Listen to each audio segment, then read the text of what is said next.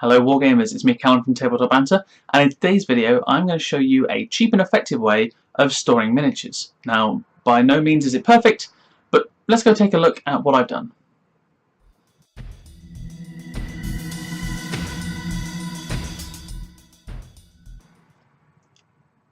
Here is the workspace I'll be using to show you how to create an effective, cheap way of storing miniatures.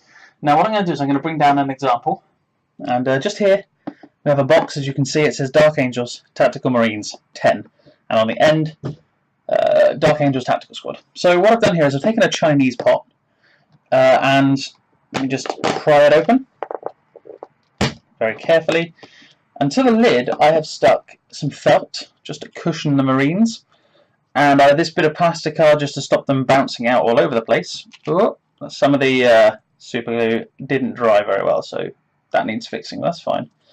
But if you're not too super glue happy and you've got the patience to let it dry before you actually put your miniatures in, this is what you can have. So you can see it stores 10 Tactical Marines. It's pretty solid. It's not perfect by any means, but when I pop this lid on and push down, it shuts. Yes, there's a bit of rattling, but they don't actually break very often. Anyway, metal models might, but plastic ones seem to do just fine. And this is how I'm going to store my models from now on. What it does mean is I can do something like this. Let me just get all the ones I've done so far. I've made about 4. You can do this, and you can stack them up, and you can be like, oh, what am I taking to today's game? Well, I only need 10 Tacticals and a Deathwing Squad. And then I go and put these in my bag, maybe strap some elastic around the top. But it's just a way of not having to fork out 50 quid for a case that doesn't fit everything anyway. And it's really simple. So I'm going to show you my Devastator squad that I'm going to do. So for this we need one Chinese container with a lid. It's got to be plastic, and the models you want to store, just so you can get a rough idea.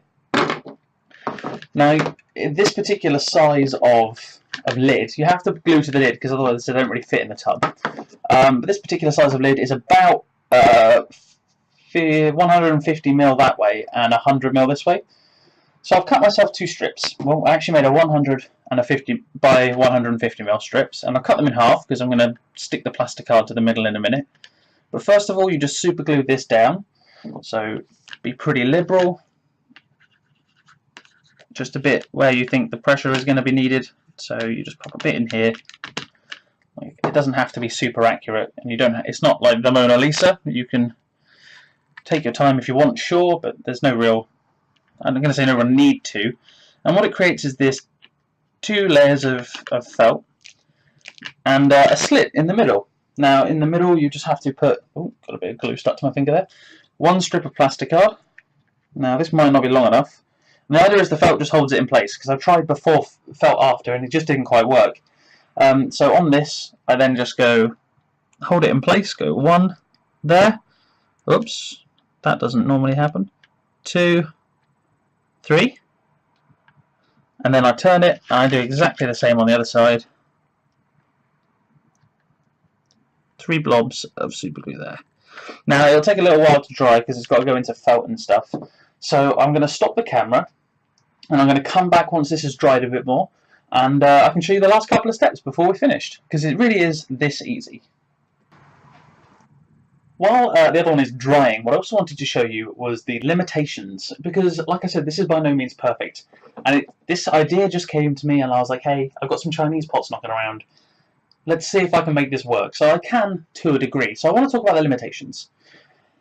The max squad size it can take realistically is 10 on 32mm bases. Obviously this stuff's on 25mm, so it's a bit easier to get that to stay in. Where you come down to anything Terminator size based, so Terminator base size, so you're talking Terminators, or if you've got some Age of Sigmar stuff like this Liberator, then you can only really get 5 in. Now I just wanted to show you the configuration for 5 and what I've done for some of my Raven Wing. So this is the configuration for 5 guys. Let's be careful. So you can see here I've managed to get all 5 to fit fairly comfortably. 1, 2, 3 bits of felt and 2 plastic card screens. Because invariably the champion of the unit has something that sticks high up above everyone else's. Now if you're taking banners and stuff, you'll have to reconsider again, unless you magnetize your banners, in which case everything becomes really, really easy. But yeah, so just bear in mind that there is a limitation to this method. It fits about a unit's worth of stuff at a time, give or take, because obviously you could take a unit of 20 cultists. Not so keen on that myself, because I've got nowhere to store them all, so there'll be 2 lots of 10. So yeah, there are limitations. Most of them are you can overcome them by just having another box. What I will also do, I'll just put the lid back on this. But really, look how simple that is. As long as the lid's on the bottom, everything gets easier.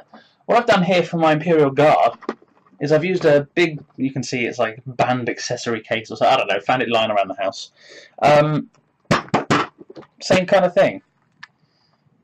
This is slightly less done because this is plasticard and I didn't have enough felt at the time. I bought some more for like, I don't know, like £1 for a ton of sheets. But you can see I've got my company command squad. No, sorry. Yeah, company command squad, platoon command squad. Here are some veterans, and underneath are all my platoon men. So I've got a good 50 models in here, and for that is like a whole tray of your Games Workshop thing. In fact, that's 2 trays, to be brutally honest with you. And those things cost an absolute fortune. Whereas the bands and that box, I think, cost my sister about £3. So, I mean, obviously, she took all the bands, and I just took the box. But when it comes down to it, this is a really cheap and effective way. So now that we've got this nice and dry, I presume, it's still a little damp, but it's getting there. What I want you to do now is grab your lid, pop it on, make sure it all fits properly with the felt, and then you just write the unit on the top and how many models are being stored in there. So for this one, I'm going to write Army at the top, Dark Angels, although I never know how to spell angels, and that's really bad. And then it's Devastator Squad. Devastator. I'm pretty sure that should have been an E. Squad. And the number of models are 1, 2, 3, 4, 5, 6. So 6. And at the end, just so when I stack them all up on a shelf, I just go DA Dev Squad. And it's that simple. That's now ready to fill up with my tacticals, or my Devastators. So again, just pry the lid off the top. Nice and simple. And then just lay them in.